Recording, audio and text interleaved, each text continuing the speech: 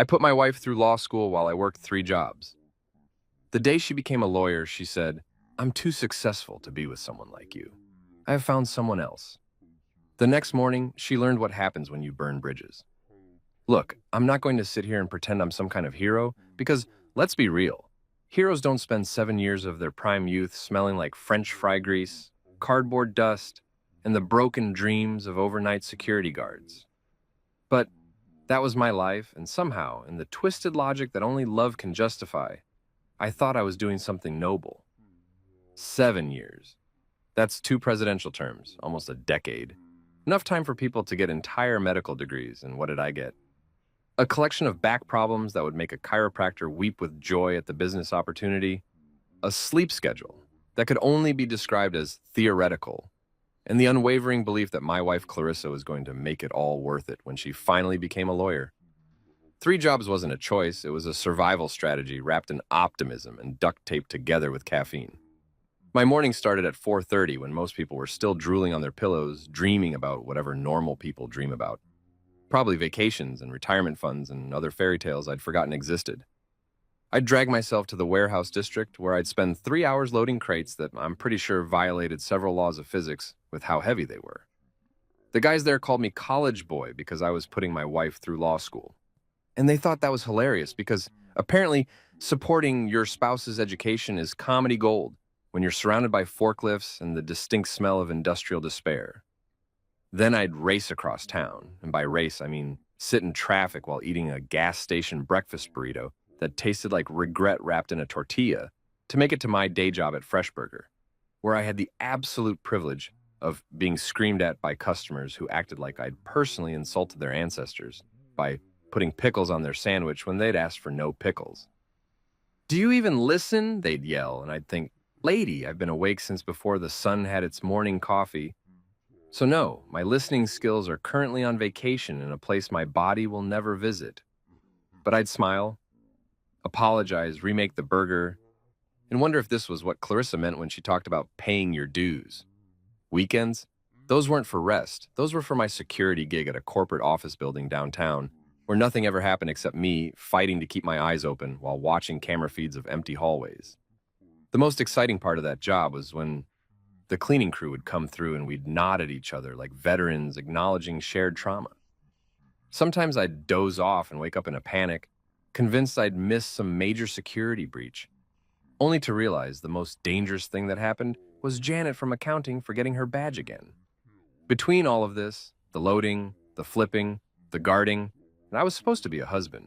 I was supposed to come home to our tiny apartment that was generously described as cozy by the landlord and a shoebox with plumbing issues by everyone else, and be present for Clarissa.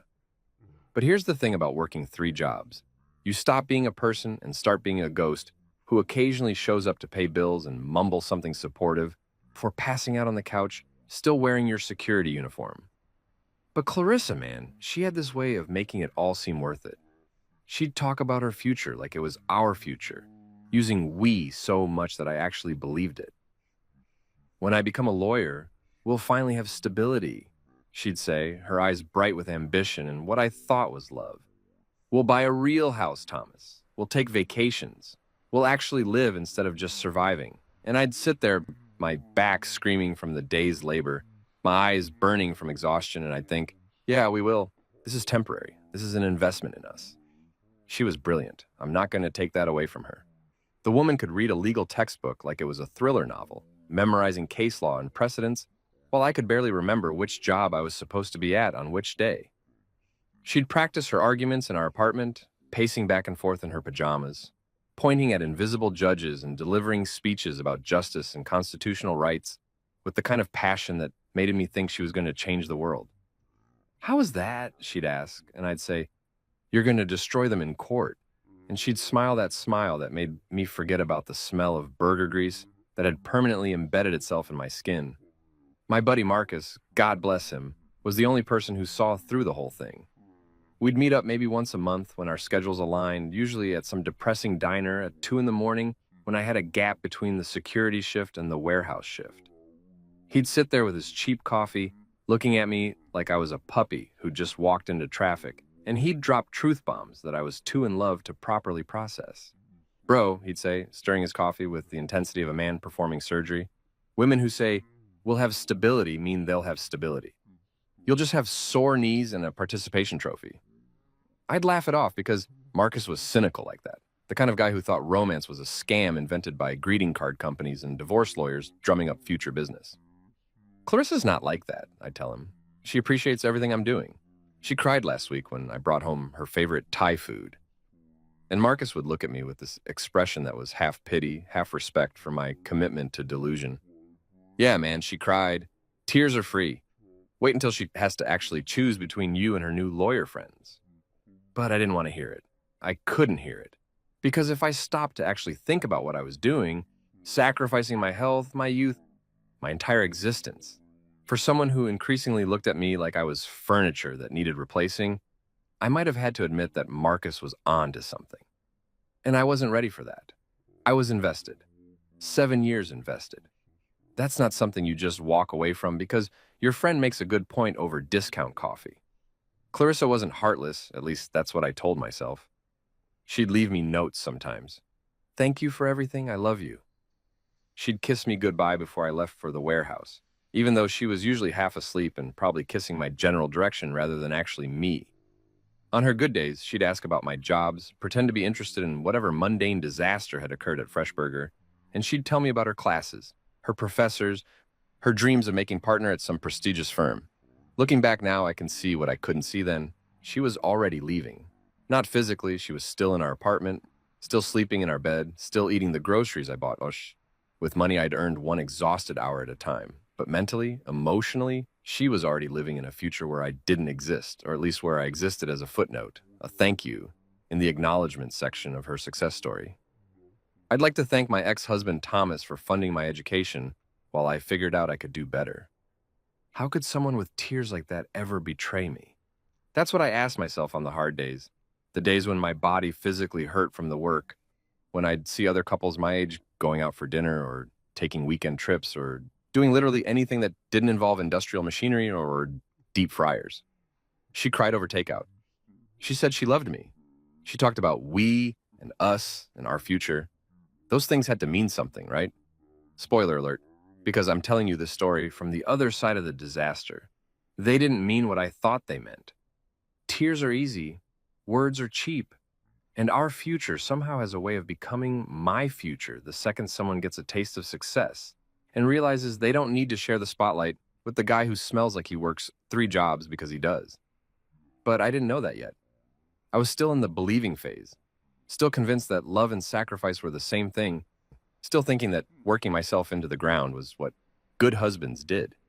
I was 7 years into a dream that was about to become a nightmare, and I didn't even see it coming.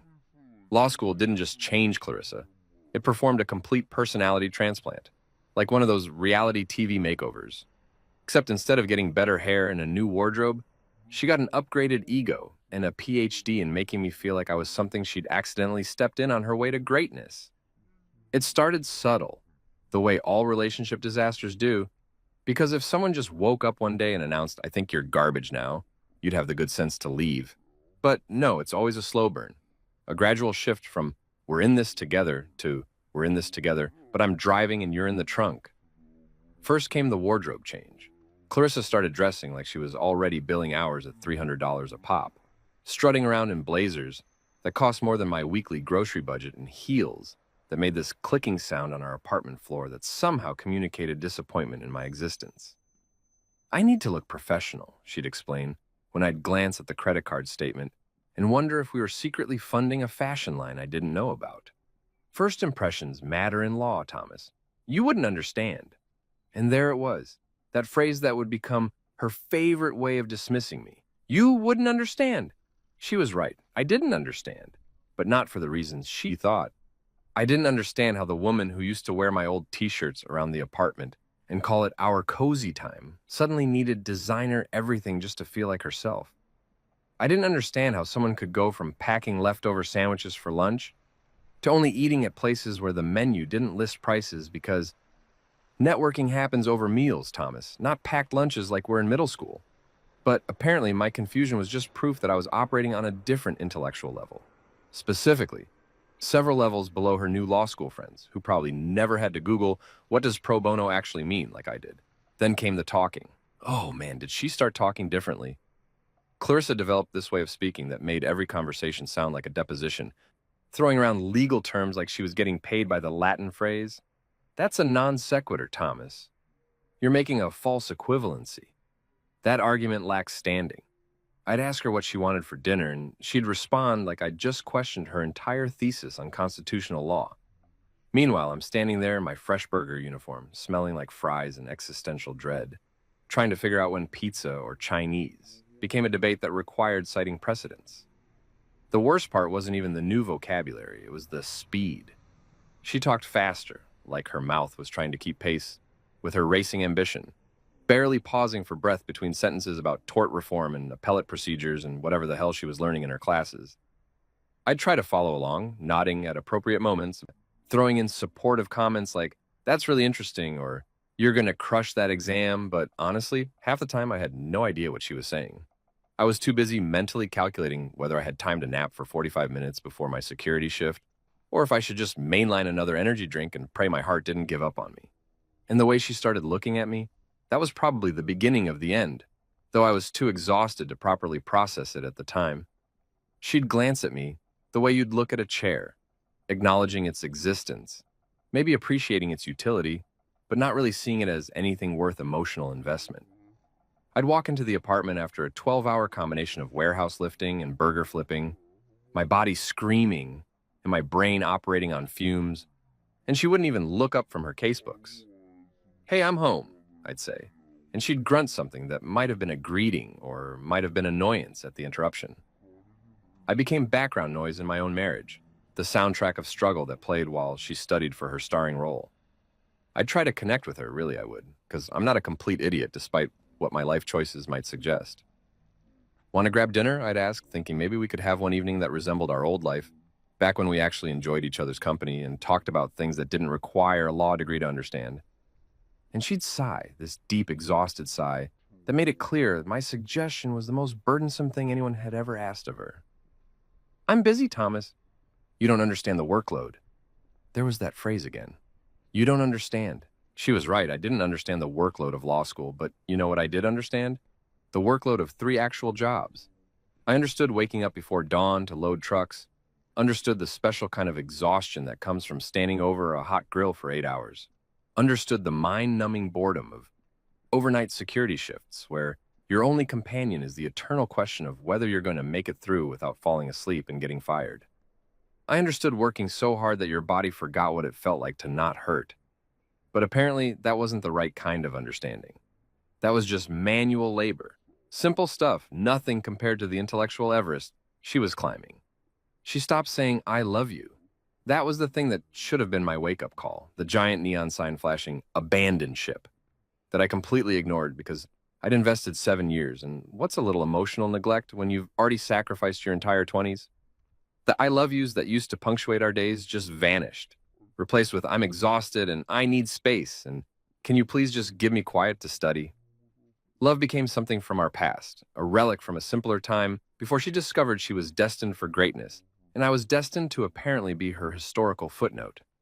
I'd lie in bed next to her, on the rare occasions when our schedules aligned enough for us to actually be in bed at the same time, and I could feel the distance even though we were inches apart. She'd be on her laptop, reviewing notes or drafting practice briefs, the blue light from the screen making her face look cold and unfamiliar. I'd try to initiate conversation, maybe touch her shoulder, remind her that I existed as more than just the guy who paid the bills, and she'd flinch like I'd interrupted something sacred. I have a test tomorrow, Thomas. This is important. Everything was important except us. Her classes were important. Her study groups were important. Her networking events were important. Oh God, the networking events. She'd come home from those smelling like wine and ambition, talking about people I'd never meet with, names I'd never remember, lawyers and professors and fellow students who were all apparently brilliant and going places. You should have heard Marcus. Not your Marcus, obviously. Marcus Chen from my civil procedure class. His analysis of the case was just incredible. And I'd think, yeah, my Marcus might not have an incredible analysis of civil procedure, But at least he's not fake impressed by people who use big words to say simple things. Funny how love disappears the moment someone gets Wi-Fi and ambition. One day you're a couple, a team, two people facing the world together, and the next day you're just the IT department and the financial backer for someone else's solo career. Clarissa got a taste of that law school life, the debates, the competition, the promise of prestige, and suddenly everything about our old life looked shabby and small, including me, especially me. I told myself it was temporary, because that's what you do when you're watching something die, but you're not ready to admit it's dead. She's just stressed, I'd explained to Marcus during our increasingly rare coffee meetings. Law school is brutal. She'll come around after graduation. Once she gets a job and things settle down, we'll get back to normal. And Marcus would look at me with that expression that said he knew better, but didn't want to be the one to shatter my delusions completely. Sure, man, after graduation, that's definitely when things will magically fix themselves. But deep down in that place where we store truths we're not ready to face, I knew. I knew that Clarissa wasn't temporarily stressed. She was permanently changed. Or maybe she hadn't changed at all.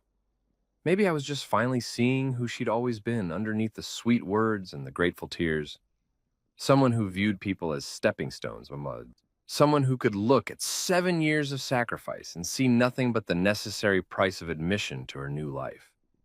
Maybe she'd always been capable of this coldness, and I'd been too busy working 3 jobs and believing in fairy tales to notice. Spoiler number 2, since I'm already ruining the surprise, she didn't come around after graduation. In fact, graduation was when everything finally, spectacularly fell apart. But I didn't know that yet. I was still holding on to hope like it was a life raft, still thinking that love could survive being ignored and undervalued and treated like an inconvenient obligation. I was still stupid enough to believe that the woman who couldn't even look at me without seeming burdened by my presence would somehow remember why she married me in the first place. And hope's a funny thing. It keeps you going right up until the moment it destroys you. 2 months before Clarissa's graduation, back when I was still operating under the delusion that we had a future that included both of us, I got a phone call that would have made a fantastic movie moment if my life were a movie and not just a series of unfortunate events held together by stubbornness and caffeine. I was at Fresh Burger, naturally, because where else would life-changing news find me except elbow deep in French fry grease, dealing with a customer who was absolutely convinced that her burger was looking at her funny and demanded a replacement. I almost didn't answer the phone because it was an unknown number. And unknown numbers at 3 in the afternoon usually meant either spam calls about my car's extended warranty or bill collectors wondering why I was late on payments I definitely couldn't afford.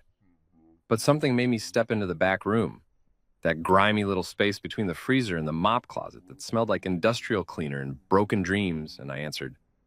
Hello, I said, expecting a robot voice to tell me I'd won a cruise I'd never take or owed taxes I definitely didn't have money for. Instead, I got a very real, very human voice that belonged to someone who sounded like they charged by the syllable. Mr. Green?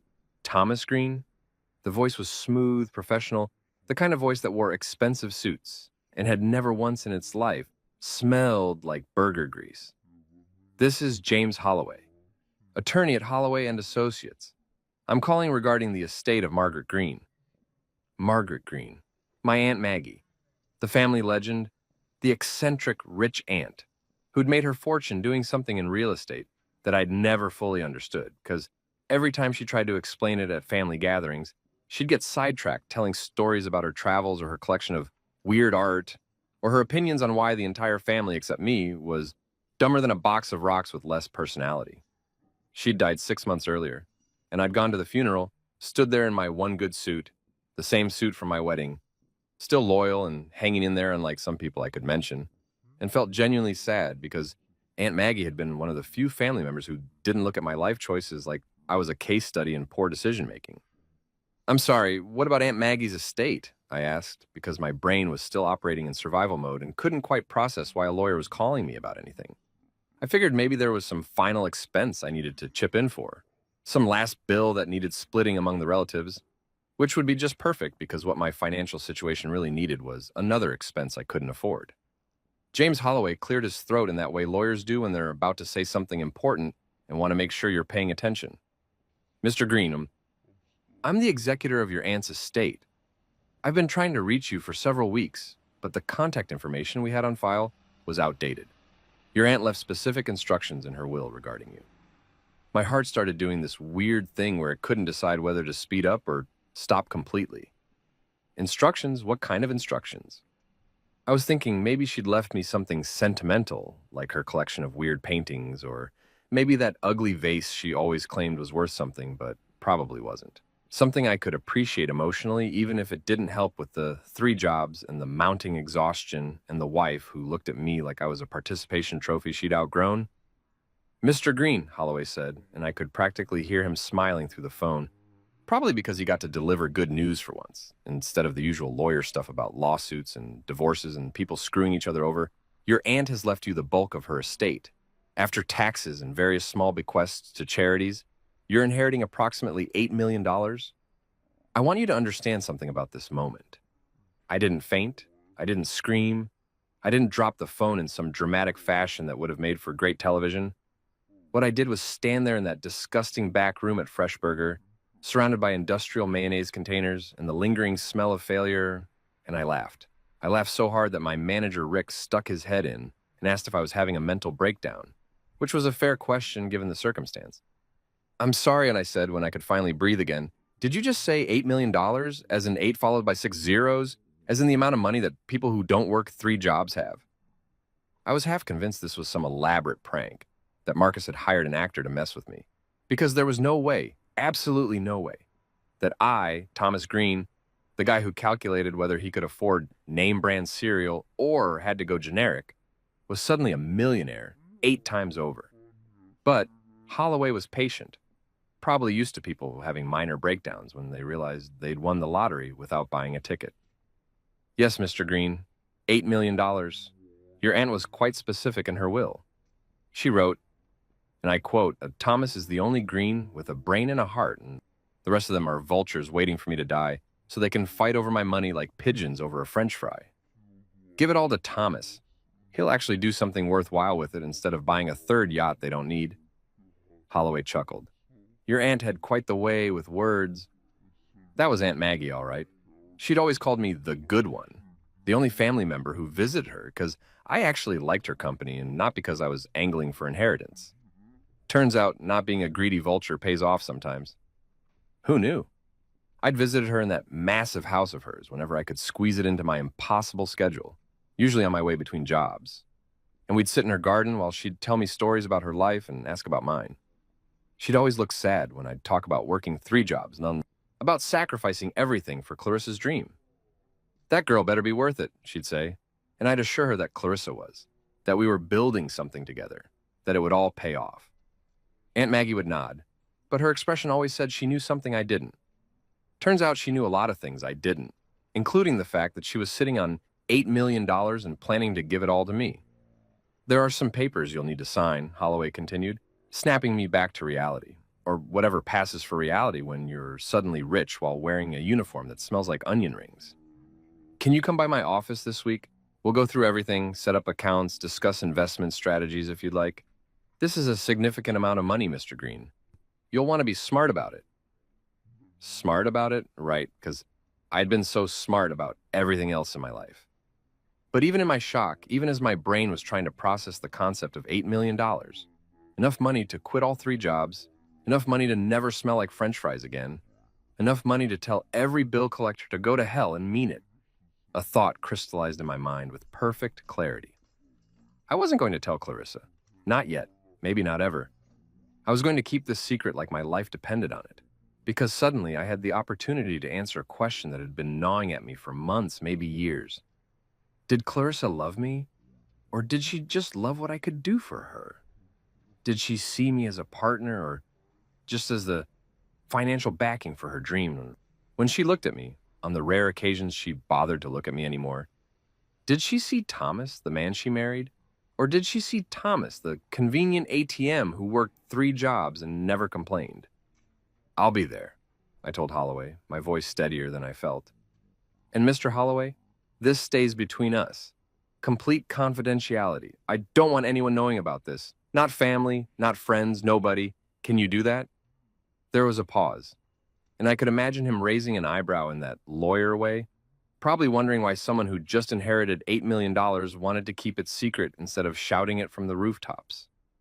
But lawyers are good at discretion. It's literally their job. So he just said, "Of course, Mr. Green, attorney-client privilege. Your inheritance is completely confidential unless you choose to disclose it."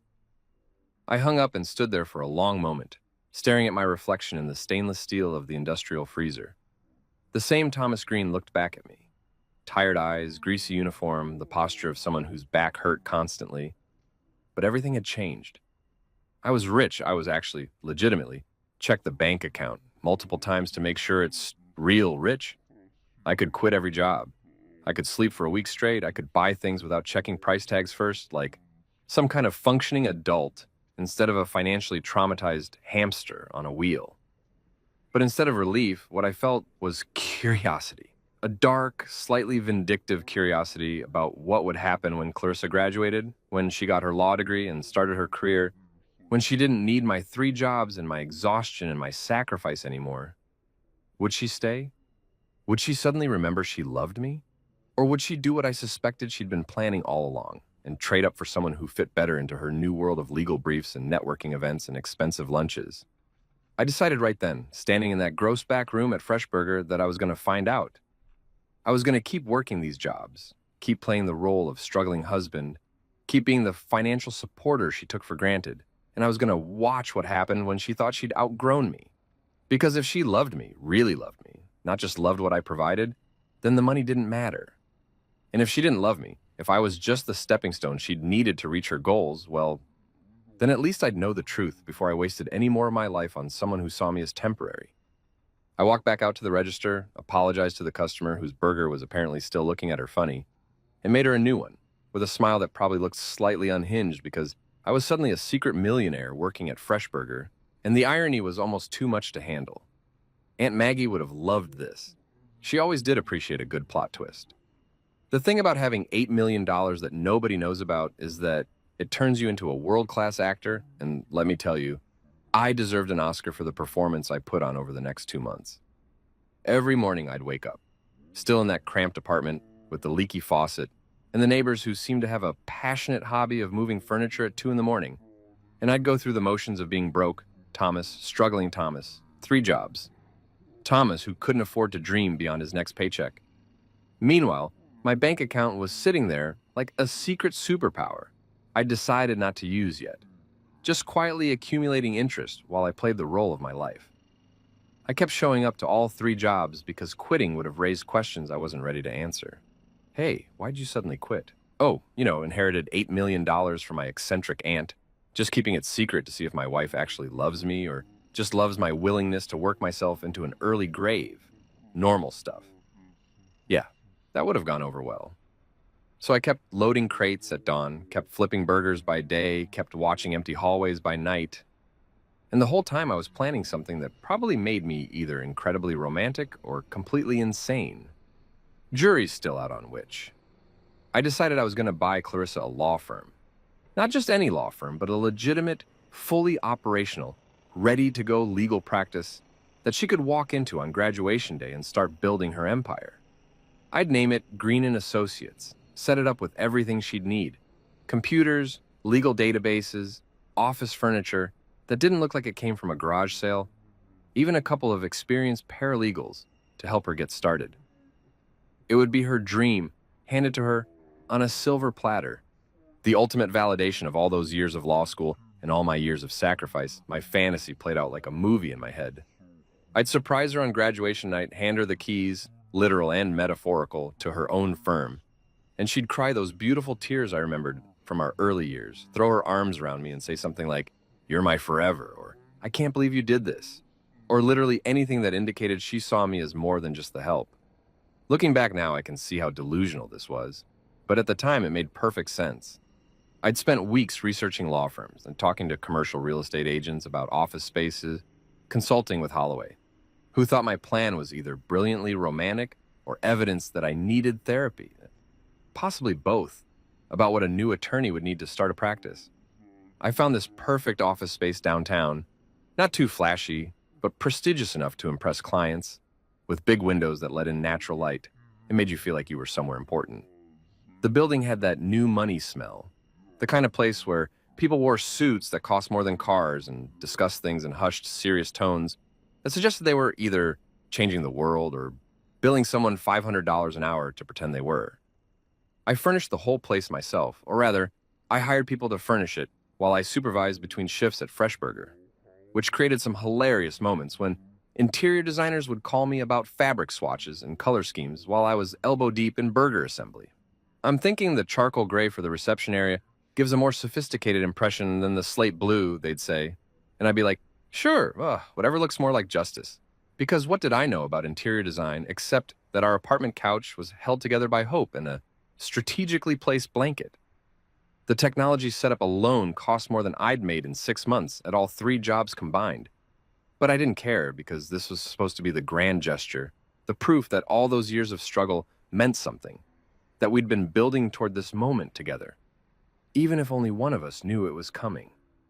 Top-of-the-line computers, subscription to every legal database Clarissa had ever mentioned needing, a case management system that supposedly made running a practice as easy as ordering pizza online, though I suspected that was marketing exaggeration because nothing involving lawyers could possibly be that simple.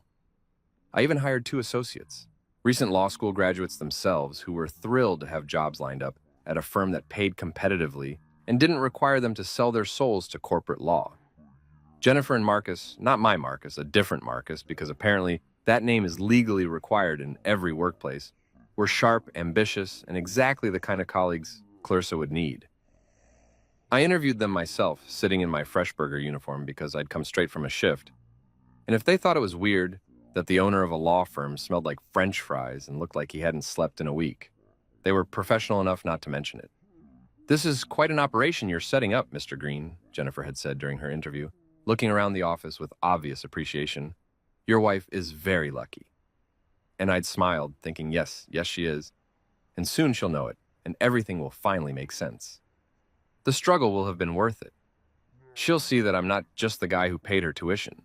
I'm the guy who believed in her enough to literally build her future with my own hands, or at least with money from my dead aunt, which is basically the same thing. I spent hours planning the reveal, workshopping different versions in my head like I was writing a screenplay. Should I bring her to the office blindfolded? Too dramatic. Should I just hand her a key and an address? Not dramatic enough. Should I plan it for after the graduation ceremony or wait until we were alone? Every detail felt crucial because this wasn't just about giving her a law firm. This was about proving that our marriage still meant something, that I still meant something, that 7 years of sacrifice wasn't just me being a convenient stepping stone, but rather me being a partner, investing in our shared future. The firm was ready 3 weeks before graduation. 3 weeks of walking past that office, seeing the gold-plated sign that read Green and Associates, and feeling this bizarre mixture of pride and terror. Pride because I'd actually done it. I'd created something real and professional and impressive out of nothing but inheritance money and determination to prove my worth to someone who'd stopped seeing it. Terror because what if it wasn't enough? What if I handed her this incredible gift and she looked at me with those cold eyes she'd developed in law school and said something like, "This is nice, but I've already accepted a position at Holloway's firm." Or worse, "This doesn't change anything between us, Thomas." But I pushed those thoughts away because I was committed to the fantasy now. I'd watch her study in our apartment, her barely acknowledging my presence, me pretending to be tired from work when really I was just tired from keeping this massive secret. And I'd think about graduation night. I'd think about her face when she realized what I'd done. I'd imagine her remembering why she married me in the first place, remembering that I wasn't just some guy who worked 3 jobs, but rather someone who'd literally move mountains, or at least buy law firms, to make her happy. Marcus, my Marcus, the cynical, coffee-drinking prophet of doom, noticed something was different about me. We met up one evening at our usual depressing diner, and he looked at me across his cup of cheap coffee with those knowing eyes that saw through basically everything. "You're planning something," he said flatly. "You've got that look like you're about to do something either really romantic or really stupid, and history suggests it's probably both." I wanted to tell him. God, I wanted to tell someone about the money, about the firm, about the grand gesture I'd been orchestrating like some kind of romantic Ocean's 11 heist, except instead of stealing something, I was giving something away. But I couldn't risk it. Couldn't risk word getting back to Clarissa before the big reveal. I'm just looking forward to her graduation, I said, which was technically true, even if it was leaving out about $8 million worth of context. Things are going to change after she graduates. Marcus raised an eyebrow, stirring his coffee with the intensity of someone trying to read tea leaves or possibly just staying awake through another graveyard shift at whatever job he was working that week. Change how? He asked, and I could hear the skepticism in his voice, the unspoken concern that I was setting myself up for disappointment on a spectacular scale. Just trust me, I said, smiling like an idiot who'd confused hope with certainty. After graduation, everything's going to be different. Better. Oh, you'll see. And Marcus looked at me with this expression that was half sympathy, half concern, like he was watching someone confidently walk toward a cliff while insisting they knew what they were doing. All right, man, he said finally. I hope you're right. I really do. Reality check from future Thomas. I was not right. I was, in fact, spectacularly wrong in ways that would have been funny if they weren't happening to me. But present Thomas, the Thomas who was still planning his grand romantic gesture and believing in fairy tale endings, didn't know that yet. Present Thomas was convinced that love could be proven with grand gestures and expensive gifts, that sacrifice and dedication would eventually be recognized and rewarded, that the woman who'd stopped saying, "I love you," would suddenly remember she did once I showed her how much I'd been willing to give. I had the keys to Green and Associates in my pocket during her final exams, during the week before graduation, during every moment when she was stressed and distant and treating me like I was somewhere between furniture and a mild inconvenience. Those keys felt like power, like proof, like the answer to every doubt that had been creeping into my mind over the past year. Soon, I'd think. Soon she'll see. Soon everything will make sense. Spoiler alert, because we both know where this is going. Nothing made sense. Nothing went according to plan. And those keys I'd been carrying around like a talisman, they were about to become the most expensive lesson I'd ever learn about the difference between what people say they want and what they actually want. But graduation night was still coming, and I was still stupid enough to hope that my grand gesture would be enough to save a marriage that was already dead. I just hadn't admitted it to the morgue yet.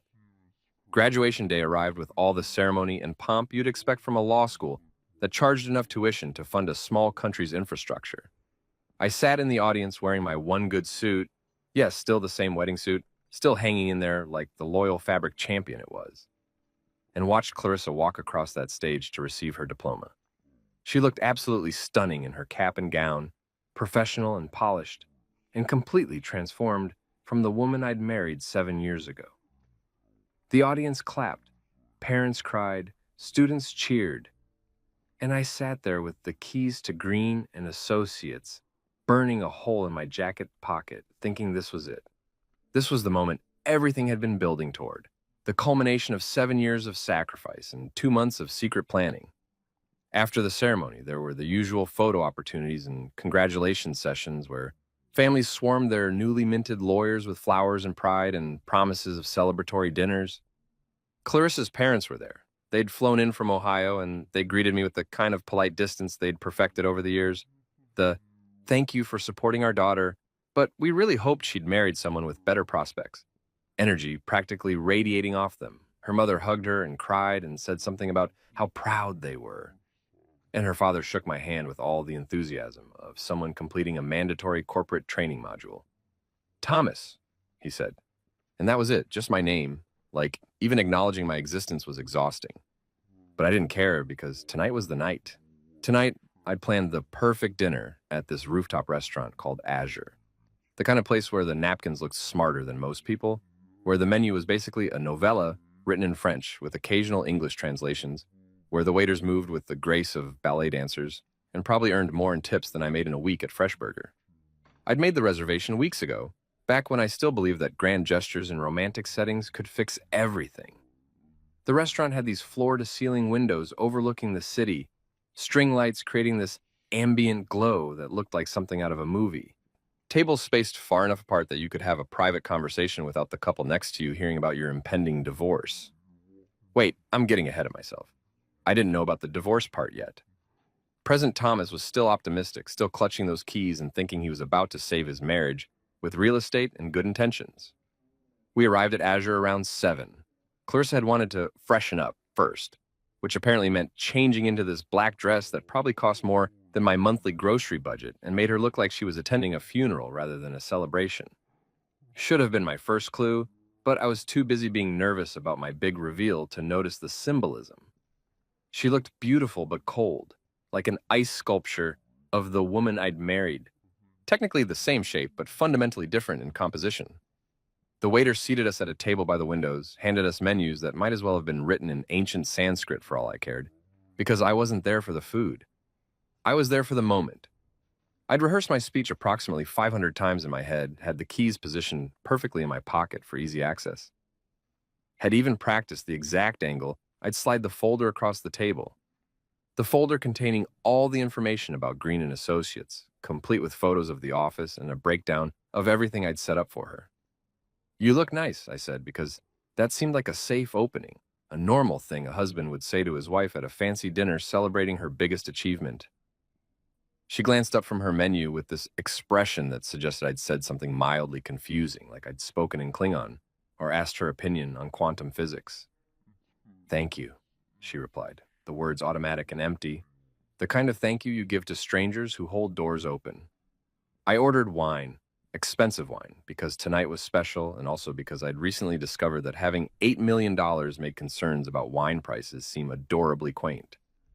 The waiter poured with unnecessary ceremony, probably sensing that he was witnessing something important, though he definitely didn't guess what was coming, because nobody could have predicted the spectacular disaster this evening was about to become. "Congratulations," I said, raising my glass, my heart pounding because this was it. This was the moment I'd been waiting for, planning for, sacrificing for. "You did it. You're a lawyer now. I'm so proud of you, Clarissa. So proud of everything you've accomplished." And I meant it. Despite everything, the distance, the coldness, the way she'd been treating me like an inconvenient roommate, I was genuinely proud of what she'd achieved. She'd worked hard, studied relentlessly, and earned that degree. But before I could continue, before I could launch into my prepared speech and reveal the keys and watch her face transform with surprise and joy and renewed love, she set down her wineglass with this deliberate precision that made the hair on the back of my neck stand up. "Thomas," she said, and her voice had that lawyer tone now, that measured cadence that suggested she'd rehearsed this conversation as many times as I'd rehearsed mine. "We need to talk." Famous last words. Right up there with, "It's not you, it's me. And I think we should see other people," in the pantheon of phrases that mean your life is about to implode. But I was still in denial mode, still clutching my fantasy like a life raft in a tsunami. "Sure," I said, smiling like an idiot. "But first, I have something for you, a graduation gift. Something I've been planning." "Thomas." She cut me off with the efficiency of a surgeon making an incision. "I can't be with someone like you anymore." The restaurant didn't stop. The string lights kept glowing. The other diners kept eating their overpriced French cuisine. The waiter kept gliding between tables like nothing had happened. But my entire world just screeched to a halt so abrupt I'm surprised I didn't get whiplash. "Someone like me?" I repeated, because surely I'd misheard. Surely she hadn't just said what I thought she said after 7 years of marriage and sacrifice and working myself into the ground for her dreams. She had the decency to look slightly uncomfortable, but only slightly, like she'd prepared for this moment and was now executing her plan with lawyerly precision. "You're a good person, Thomas. You've been supportive, but we're in different places now. I'm starting my career and I need someone who understands my world, someone who operates at my level professionally and intellectually." She paused, probably waiting for me to cry or beg or make a scene that would validate whatever narrative she'd constructed about why leaving me was actually the reasonable, mature decision. But I didn't cry. I didn't beg. Instead, I laughed, this short, bitter laugh that surprised both of us.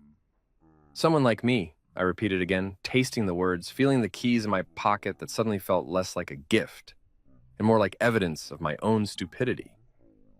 "You mean the idiot who paid your tuition? The moron who worked 3 jobs so you could focus on law school without worrying about money? That's someone like me?" Now she looked genuinely uncomfortable, shifting in her seat like she'd been hoping to avoid the specifics and just fast forward to the part where we were cordially divorced. "I'm grateful for what you did," she started. But I cut her off because I was done and so completely done with this performance. "Don't," I said quietly. "Don't you dare sit there in that expensive dress at this expensive restaurant. And tell me you're grateful while you're dumping me on the night of your graduation. The graduation I made possible. Just don't. She recovered quickly, though, I'll give her that. Years of law school debate training kicked in, and she straightened her spine, lifted her chin, and went full attorney mode. I've met someone, she said, delivering the killing blow with clinical efficiency. Someone who understands my world. We connect on an intellectual level. He's an attorney. Let me guess, I interrupted, because the universe has a twisted sense of humor, and I was suddenly certain I knew where this was going. James Holloway? Her eyes widened slightly, the first genuine emotion I'd seen from her all evening. How did you— Lucky guess, I said, which was true in the most ironic way possible. The same James Holloway who'd called me about my inheritance, who'd helped me set up Green & Associates, who'd made comments about my generous gift for my wife, without mentioning that he was apparently planning to become the person enjoying said generosity. The same James Holloway who I'd been planning to hire as a consultant for Clarissa's new firm. Life really does have a sense of humor, dark, twisted, and absolutely merciless, but humor nonetheless. She'd launched into what was probably a prepared speech about how these things happen and we grew apart, and various other platitudes people use when they're trying to make betrayal sound like an inevitable consequence of personal growth rather than a choice they made. But I stopped listening. I was too busy watching 7 years of my life dissolve like sugar in water. Too busy feeling the weight of those keys in my pocket and realizing that I'd built a beautiful gift for someone who saw me as nothing more than a stepping stone she was relieved to step off of. I should have told you sooner, she was saying when I tuned back in, but I didn't want to disrupt your graduation semester, or something equally ridiculous, because apparently she thought the timing of her betrayal was the problem rather than the betrayal itself. I stood up, my chair scraping against the expensive flooring with a sound that was probably worth more than anything in our apartment.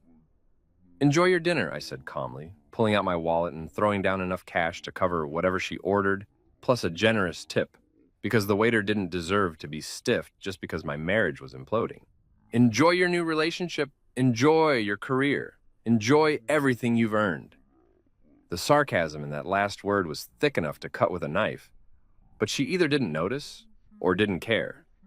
She just sat there, looking relieved that I wasn't making more of a scene, probably already mentally composing the story she'd tell her friends about how mature and amicable our separation was, how we'd simply grown apart, how sometimes people just aren't compatible in the long run. I walked out of that restaurant with my wedding suit on, my pride in tatters, and the keys to a law firm I'd bought for a woman who'd just traded me in for an upgrade. The city lights blurred slightly as I stood on the street trying to figure out what the hell just happened, trying to reconcile the evening I'd planned with the evening I'd gotten, trying to understand how I'd been so completely, spectacularly wrong about everything. My phone buzzed, a text from Marcus. How'd it go? She loved the surprise. I looked at that message for a long moment, then typed back, yeah, she was really surprised. Talk tomorrow. 'Cause what else could I say? That I'd just discovered my marriage was over before I could even present the grand gesture that was supposed to save it?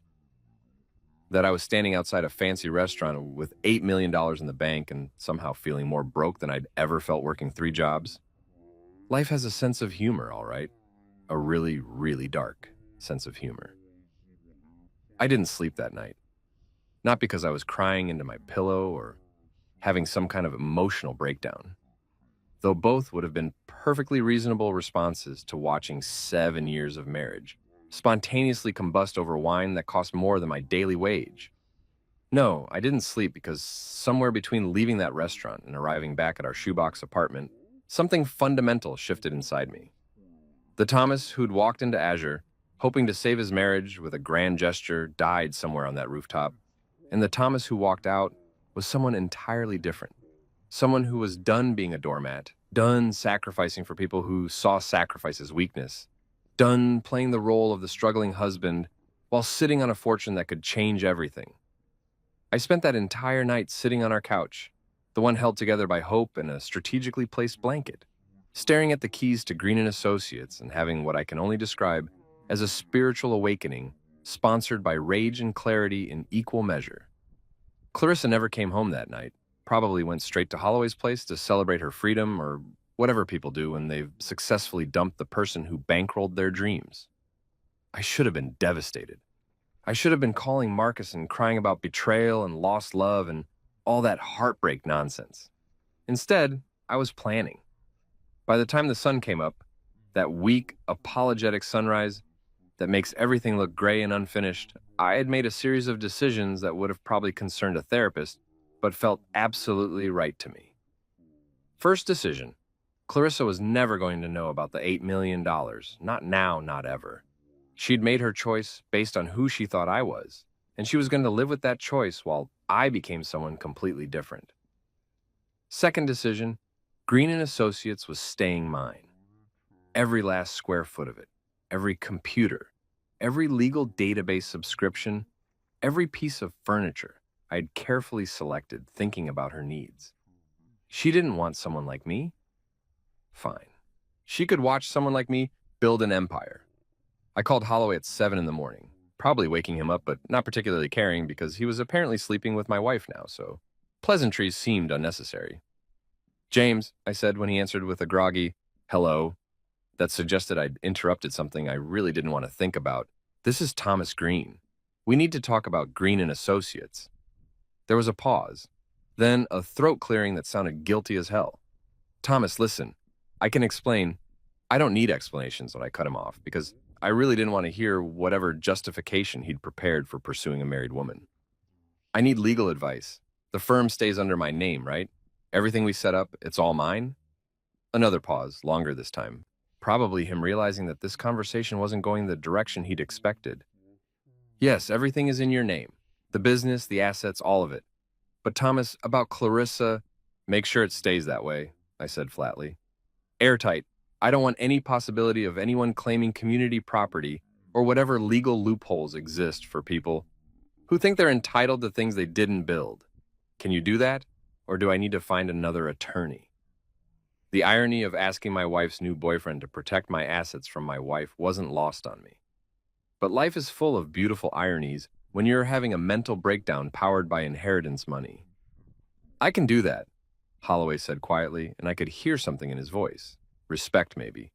Or possibly fear that I was about to sue him for alienation of affection, or whatever you call it when someone steals your spouse.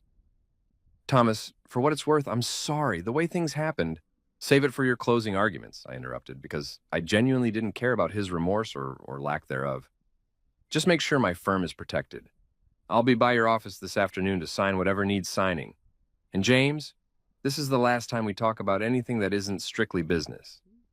We clear?" "Crystal clear," he said, and I hung up feeling something I hadn't felt in years. Oh, powerful. Not the fake power that comes from working yourself to death and calling it noble, but real power, the kind that comes from having options and choosing to exercise them with extreme prejudice. Next call was to my manager at Freshburger. "Rick, this is Thomas. I quit. No 2 weeks notice, no apologetic explanation about pursuing other opportunities, just done." Then I called the warehouse and quit that job too, and finally the security company. Each conversation shorter than the last because I was discovering that quitting jobs you hate is actually incredibly satisfying when you're not worried about where your next meal is coming from. Marcus called around noon, probably having heard through whatever mysterious communication network exists between people who work terrible jobs that I'd suddenly quit all 3 of mine. "Dude, what the hell? Did you win the lottery? Rob a bank? Join a cult?" His voice was frantic with that special concern that comes from watching your friend apparently lose their mind in spectacular fashion. "Something like that," I said. And then I told him everything. The inheritance, the secret firm, the disastrous dinner, all of it spilling out in this cathartic confession that probably should have happened weeks ago. There was silence on the other end of the line. The kind of profound silence that suggests someone's brain is rebooting from information overload. "Let me get this straight," Marcus finally said, his voice carefully controlled like he was talking to someone on a ledge. "You've been secretly rich for 2 months. You bought your wife a law firm. She dumped you for another lawyer before you could give it to her. And now you're keeping the firm and planning to what exactly?" "Build an empire," I said simply. "Turn Green and Associates into the most successful firm in the city. Hire the best people, take the best cases, make so much money and gain so much success that Clarissa has to see it every time she opens a newspaper or drives downtown or talks to anyone in the legal community. She wanted someone who understood her world. I'm going to become her world, and she's not going to be invited to live in it. Marcus laughed. That incredulous laugh that sounds like disbelief and admiration mixed together. That's either the most brilliant revenge plan I've ever heard or you're having a psychotic break. Possibly both. I'm here for it either way. That afternoon, I threw myself into transforming Green & Associates from the gift I'd built for someone else into the empire I was building for myself. I called Jennifer and Marcus, the associates I'd hired, and had an honest conversation about the situation. Plans have changed, I told them. This firm isn't for my wife anymore. It's mine, and I'm going to make it exceptional. You're both still hired if you want to be, but understand that I'm not playing around.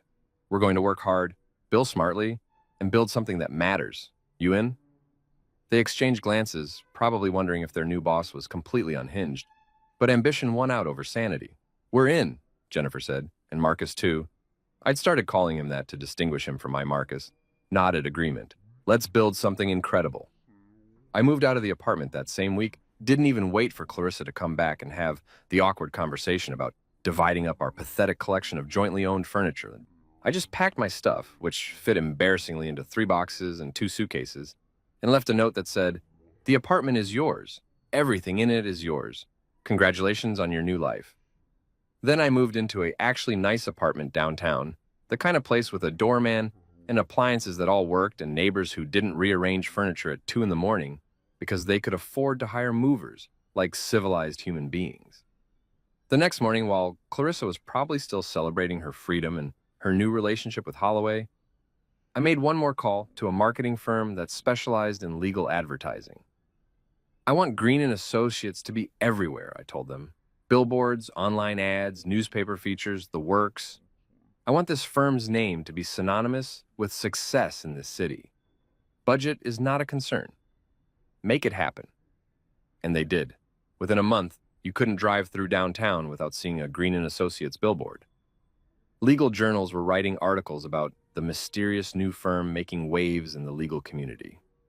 I gave interviews to business magazines, carefully crafting a narrative about being a self-made entrepreneur who'd identified a gap in the legal market and filled it with innovative approaches and client-focused service, all of which was technically true if you ignored the $8 million inheritance that made it possible.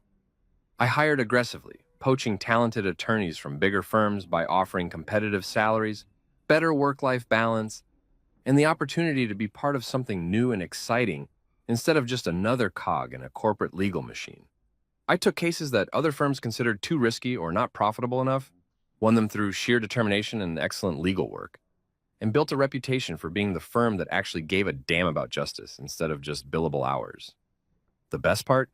Clarissa had no idea it was me behind it all. She was too busy trying to find a job in a legal market that was apparently more competitive than she'd anticipated, too focused on her new relationship with Holloway, to notice that the mysterious Thomas Green, who owned the rising firm everyone was talking about, was the same Thomas Green she'd dumped for not understanding her world. I know this because Marcus, my Marcus, kept tabs on her through mutual friends who loved gossip more than discretion. She applied to 6 firms this week, he'd report gleefully. All rejected her. Turns out, law school grades only get you so far when you have 0 practical experience and an attitude that suggests you're doing them a favor by considering their offer. Every rejection she received felt like a small victory to me, which probably makes me petty.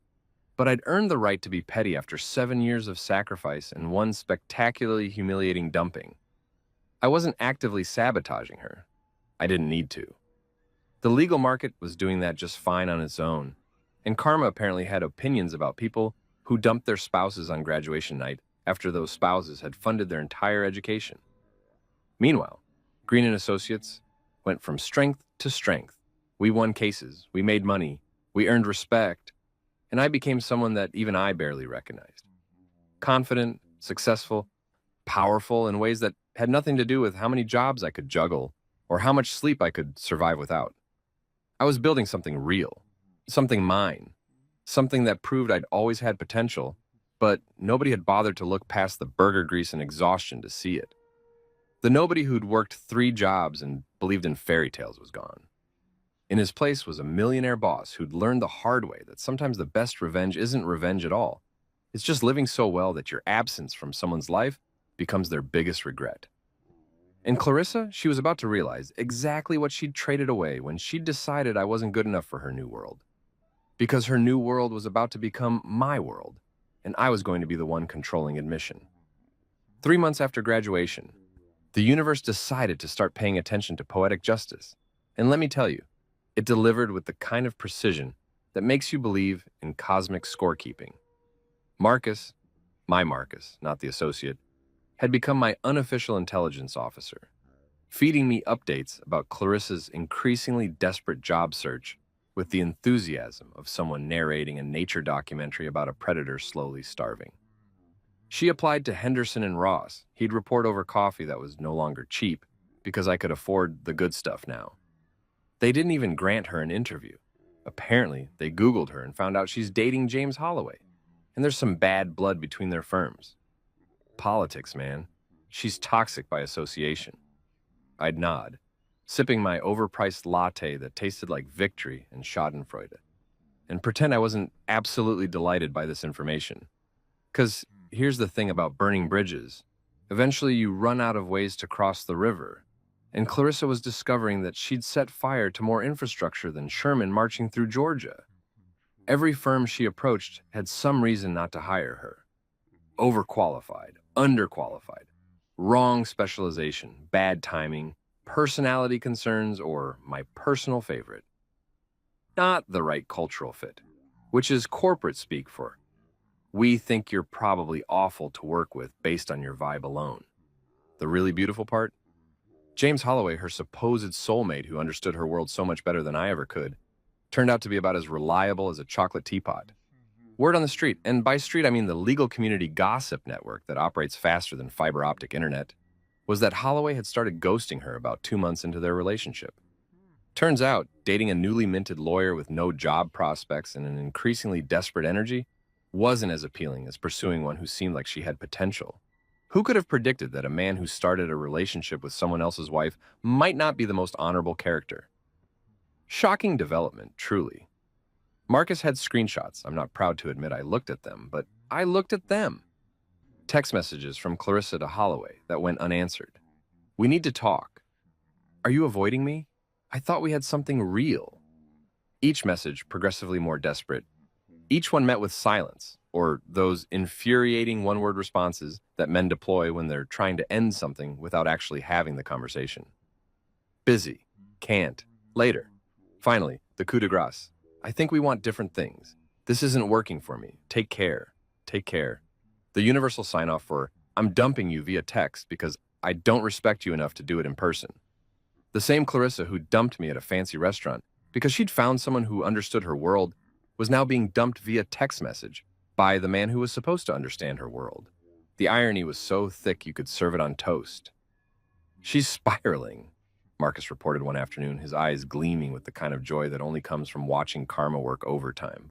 My source, by which he meant his girlfriend, who worked at a coffee shop near the courthouse and saw everything, says she's been coming in every day, sitting for hours with her laptop, applying to jobs and getting progressively more disheveled. Last week, she was still doing the full makeup and power suit routine. Yesterday, she showed up in jeans and a hoodie. The fall is happening in real time, bro. It's like watching a really sad movie, except it's happening to someone who totally deserves it.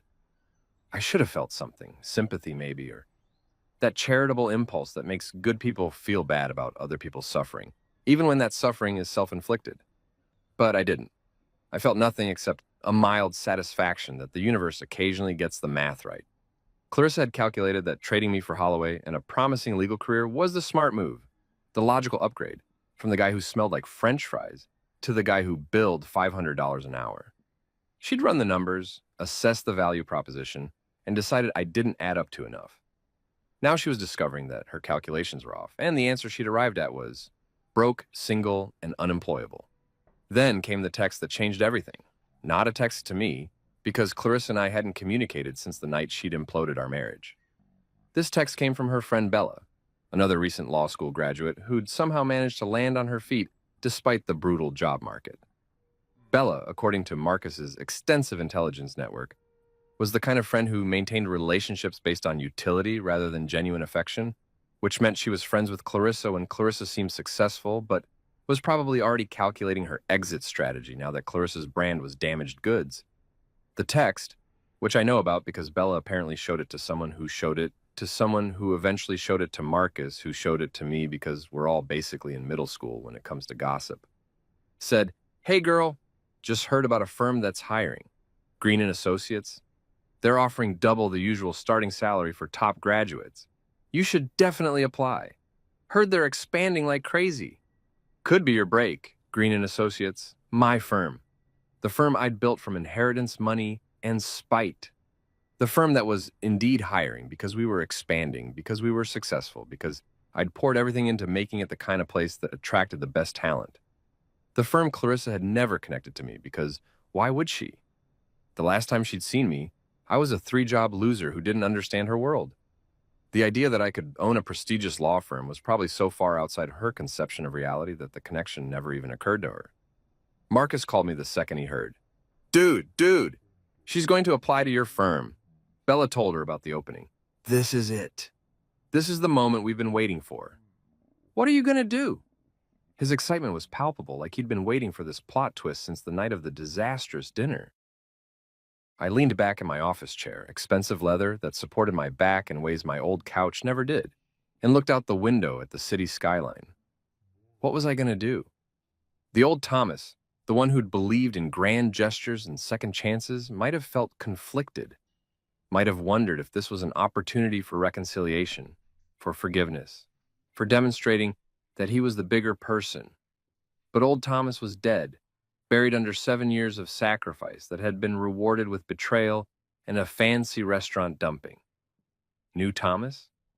New Thomas saw an opportunity for something much more satisfying than reconciliation. Let her apply, I told Marcus calmly. Don't interfere. Don't warn her. Let this play out exactly as it's going to play out. You're going to reject her? Marcus asked, already laughing because he could see where this was going. Oh, I'm going to do so much more than reject her, I said. And I could hear the edge in my own voice, that cold calculation that comes from being someone who's learned that sometimes being ruthless is just another word for having standards. I'm going to interview her. I'm going to let her pitch herself to me. Let her explain why she deserves a job at my firm. Let her beg for a chance to work in the world she thought I couldn't understand. And then I'm going to show her exactly how much I understand her world by demonstrating that I own a significant piece of it. Marcus was silent for a moment, probably processing the levels of calculated revenge I was proposing. That's cold, man. Ice cold. I love it. 2 days later, Clarissa's resume landed on my desk. It came through the normal channels. Our online application system, all professional and proper, with a cover letter that probably took her hours to craft. I read it slowly, savoring every carefully chosen word about her passion for justice and her commitment to excellent legal representation and her strong work ethic developed through years of dedicated study. Not one mention of the husband who'd funded that dedicated study. Not one acknowledgement that her passion for justice had been bankrolled by someone else's passion for burger flipping and crate loading and security guarding. Her qualifications were good, excellent grades, law review, internships at respectable firms during her summers. On paper, she was exactly the kind of candidate we'd normally jump at hiring. But life isn't lived on paper, and I knew things about Clarissa's character that didn't show up on resumes. Things like her ability to discard people the moment they stopped being useful. Things like her talent for justifying betrayal as personal growth. Things like her fundamental belief that some people were just worth more than others, and she was definitely in the worth more category. I scheduled her interview for 2 weeks out, which was longer than our usual turnaround, but I wanted her to marinate in anticipation. I wanted her to spend 14 days imagining this job, building it up in her mind as the solution to all her problems, the redemption arc after months of rejection and disappointment. I wanted her desperate and hopeful in equal measure, because that's the state of mind that makes what I was planning to do next absolutely perfect. Jennifer walked into my office the day after I scheduled the interview, looking concerned. Thomas, I saw we have a Clarissa Green interviewing next week. Same last name as you. Is that my ex-wife? I confirmed calmly. Well, soon to be ex-wife, the paperwork is still processing. Her eyes widened. The one you built this firm for? The one who dumped you at graduation? The very same. And you're interviewing her because I smiled, and it probably wasn't a nice smile. Probably had edges sharp enough to cut glass. Because sometimes the best lesson is the one you have to learn while looking directly at what you threw away. She wanted someone who understood her world. I'm going to show her exactly how well I understand it. Well enough to own it, well enough to decide who gets to be part of it, well enough to know that she doesn't qualify. Jennifer studied me for a long moment, probably trying to decide if I was being professionally vindictive or just human. Finally, she nodded. I'll make sure the conference room is booked. And Thomas, for what it's worth, I think she's about to get exactly what she deserves. Oh, I said, still smiling that sharp-edged smile. I'm counting on it. The next 2 weeks passed with agonizing slowness, like the universe was deliberately stretching out time to build suspense for the main event. I prepared for that interview the way generals prepare for decisive battles, thinking through every possible angle, every potential response, every way the conversation could go. I wasn't nervous. Nervous would imply I had something to lose. I was excited, energized by the approaching moment when Clarissa would walk into that conference room and discover that the nobody she dumped had become somebody she desperately needed. Karma wasn't just coming for Clarissa. Karma had arrived, was sitting in an expensive leather chair in a corner office, and it was ready to conduct an interview she'd never forget. The morning of Clarissa's interview, I woke up at 6, not because I had to anymore, but because old habits die hard and also because I was too wired with anticipation to sleep past dawn anyway.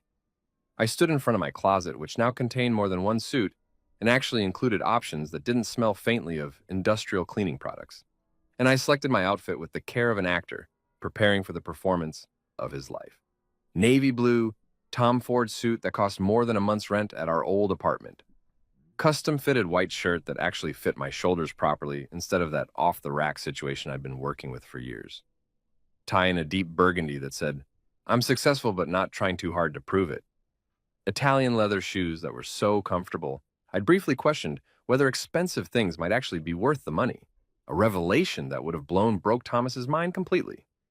I looked at myself in the mirror and barely recognized the guy staring back.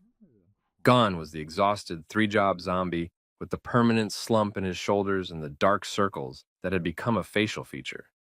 In his place stood someone who looked like he belonged in a corner office, someone who commanded respect just by existing in a space, someone who Clarissa was about to not recognize until it was too late. It was the best disguise I'd ever worn. Success. Marcus called at 7:30 because of course he did. Today's the day. How are you feeling? Ready to deliver justice? He was more excited about this than I was, which is saying something because I was vibrating with anticipatory energy like I'd mainlined espresso straight into my veins. Ready, I confirmed, checking my reflection one more time and adjusting my tie even though it didn't need adjusting. She's scheduled for 10. Jennifer's sitting in as the secondary interviewer to make it look legitimate. We're going to follow standard interview protocol right up until the moment I reveal that plot twist. I wish I could be there, Marcus said wistfully. Like hiding in the walls or something, watching this go down. This is better than any movie. This is real-life karma with a budget and a soundtrack. I'll give you a detailed replay later, I promised. Every excruciating detail. I got to the office at 8, which gave me 2 hours to prepare, review her application one more time, and make sure everything was absolutely perfect. Jennifer arrived around 8:30, looking professional and slightly nervous on my behalf. You sure you want to do this? She asked, setting down her coffee and giving me that concerned look that people deploy when they think you might be about to make a decision you'll regret. I've never been more sure of anything, I said honestly. She made her choice. She calculated what I was worth and decided I didn't add up to enough. Now I'm going to show her the actual math. At 9:45, our receptionist called up to let me know that Clarissa had arrived early. Of course she had. Desperate people always arrive early, hoping that punctuality might somehow compensate for whatever deficiencies they're worried about. Send her to the waiting area, I instructed. We'll collect her at exactly 10, not a minute before. I made her wait those 15 minutes because petty is my new brand, and also because I wanted her sitting there, looking around at the office I'd built, seeing the success that was about to be dangled in front of her. and then yanked away.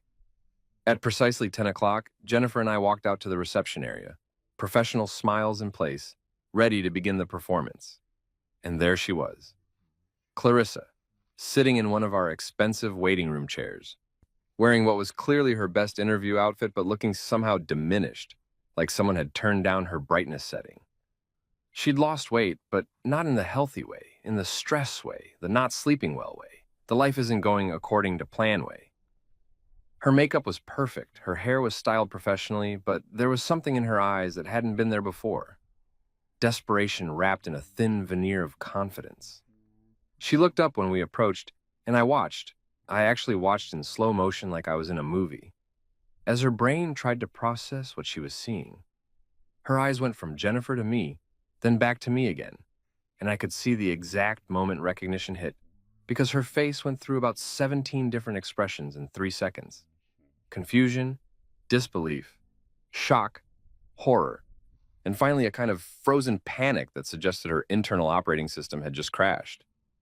"Clarissa," I said warmly, extending my hand like we were professional acquaintances instead of estranged spouses whose marriage had imploded in spectacular fashion.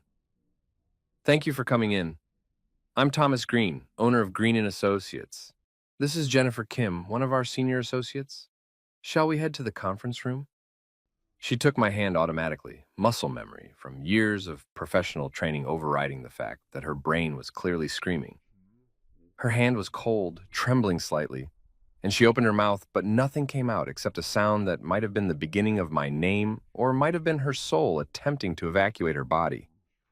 "This way," Jennifer said cheerfully, either oblivious to the tension or doing an excellent job of pretending to be. We led Clarissa down the hallway I'd decorated and the office I'd furnished and the building I'd leased, and I could feel her eyes boring into the back of my head, could practically hear her thoughts racing to catch up with this new reality. The conference room was perfect. Large windows overlooking the city, a table that probably cost more than our wedding, leather chairs that whispered success with every creak. I gestured for Clarissa to sit on one side, while Jennifer and I took the other, a physical representation of the power dynamic that had completely inverted since the last time we'd seen each other. "So," I said, settling into my chair and opening the folder containing her application with leisurely confidence. "Clarissa Green, graduated top 10% of your class at the law school. Impressive. Tell me, what makes you interested in joining Green & Associates?" She was staring at me like I'd just performed a magic trick, like I'd somehow transformed from caterpillar to butterfly, except the butterfly was wearing a Tom Ford suit and owned the garden. "Thomas?"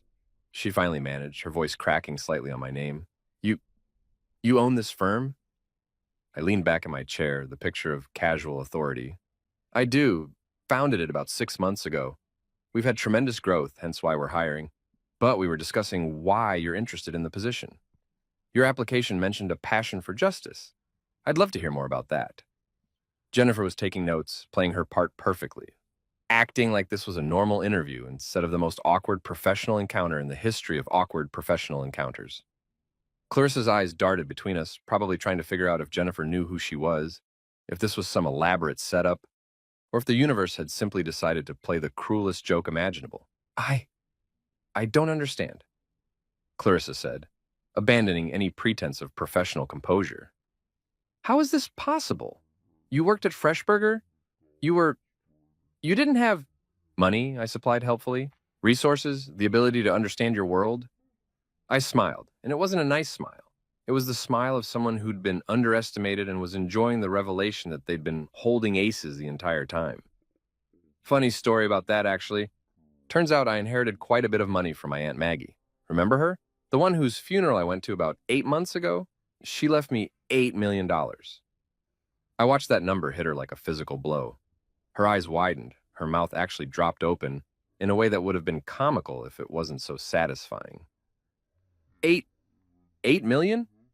Give or take, I said casually, like we were discussing the weather instead of the fortune I'd been sitting on while she dumped me for not being successful enough. I used some of it to start this firm. Actually, fun fact, I started building this place about 2 months before your graduation. I was going to surprise you with it, name it Green & Associates, and hand you the keys on graduation night. Romantic, right? I had this whole fantasy about you being moved to tears and telling me I was your forever. All that fairy tale nonsense. Clarissa had gone pale, actually physically pale, like all the blood had decided to evacuate her face and head somewhere more comfortable. You were going to give me this? This firm, this entire firm, was being the operative word, I confirmed, my voice hardening slightly because we were getting to the good part now, the part where she realized exactly what she'd thrown away. But then you had different plans for graduation night, didn't you? Something about meeting someone who understood your world better than I could? She started to speak, probably to apologize or explain or offer some justification for why dumping your husband, who just funded your entire education, was actually the reasonable choice. But I held up a hand. No, let me finish. Because this is my interview to conduct. You sat across from me at that restaurant and told me you couldn't be with someone like me anymore. Someone who worked 3 jobs and didn't operate at your level professionally or intellectually. Someone who just didn't understand your world. I leaned forward now, and my voice dropped to something colder, harder, more honest than any conversation we'd ever had. Here's what you didn't understand, Clarissa. I understood your world perfectly.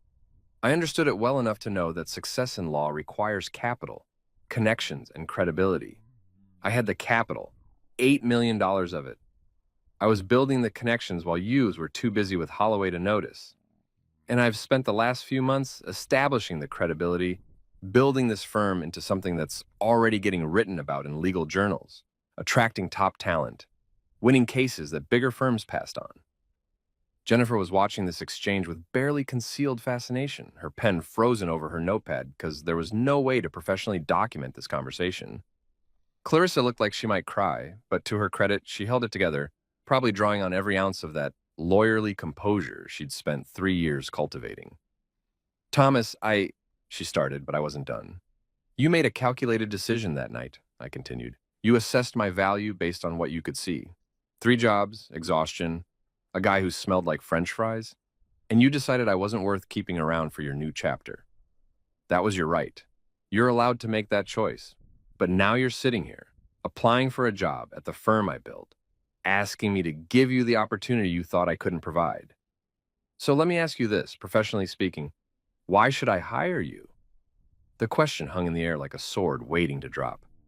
Clarissa swallowed hard, and I could see her trying to shift into interview mode, trying to salvage something from this disaster. I'm a hard worker, she began, her voice shaking slightly. I have excellent research skills, strong writing abilities, and I'm passionate about what? I interrupted. Justice, your career, or just about finding a job because every other firm in this city has turned you down and you're running out of options? It was harsh, brutal even. But I was done being the nice guy who let people walk all over him while he convinced himself it was love. She flinched but rallied. I made mistakes, Thomas. I know that now. The way I treated you, the way things ended, I was wrong. I was focused on my future and I didn't see what was right in front of me.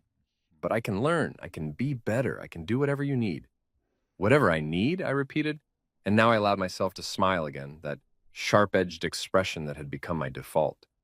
What I needed was a partner who believed in me, who saw potential beyond the surface, who didn't measure my worth by my job titles. What I needed was someone who would have stuck around for the surprise instead of dumping me before dessert arrived. But that's not what you were, Clarissa. You were never that person. You were someone who saw relationships as transactions, and you calculated that I was a bad investment. I closed her file with a definitive snap that echoed in the quiet conference room. You're not qualified for what we're offering here. Clarissa's downfall became the city's favorite gossip faster than a celebrity scandal. Every firm turned her down, and her friends stopped answering calls once they realized that she'd become professional poison. Even Holloway dumped her when her credit cards maxed out and the glamour wore off. Marcus called me laughing. Bro, karma just passed the bar with distinction. Weeks later, Clarissa showed up outside my office, teary-eyed, makeup smudged, designer heels traded for worn flats. She looked like a completely different person from the confident law graduate who'd dumped me. I made a mistake, she said softly, her voice breaking. No, I replied, keeping my tone ice cold. You made a choice. She begged for another chance, reaching for my arm like physical contact might somehow bridge the gap she'd created. I still love you, Thomas, I never stopped. I chuckled, pulling away from her touch. You love the upgrade, not the man. You love what I became, not who I was. She stood there, completely shattered, tears streaming down her face as she realized too late that she'd turned her back on the one person who would have given her everything without conditions or calculations. She left that night the same way I had months ago from that rooftop restaurant, only emptier. No car because she'd sold it to cover rent. No pride because life had systematically stripped that away. No audience to witness her departure because nobody cared anymore. Just silence and the click of her cheap shoes on pavement, a sound completely different from those confident heels she used to wear. Meanwhile, my firm exploded with success like a rocket I'd been building in secret. I became known as the self-made attorney maker, which was hilarious considering I'd inherited the startup capital. But nobody needed to know that detail. My staff respected me because I actually gave a damn about them as people, not just billable hours. Investors lined up outside my office, practically throwing money at expansion opportunities. The cases kept coming. Good cases, important cases, and the kind that actually mattered beyond just making money. I even started dating again, which felt strange after 7 years of marriage, but also liberating in ways I hadn't expected. Her name was Renee, a graphic designer I met at a charity event, who laughed at my terrible jokes and never once asked about my bank account or what I could do for her career. She liked me for me, which was such a foreign concept after Clarissa that it took me weeks to trust it was real. Sometimes, late at night when I couldn't sleep, I'd think about Clarissa, not with hate or even anger anymore. Just mild amusement tinged with relief. She'd burned a bridge and learned too late that I'd built a skyscraper where it once stood. The best revenge wasn't a lawsuit or public humiliation. It was living so well that she couldn't even afford the admission ticket to my new life. She'd wanted someone who understood her world. I became someone who owned it, and she became someone I'd left behind without looking back.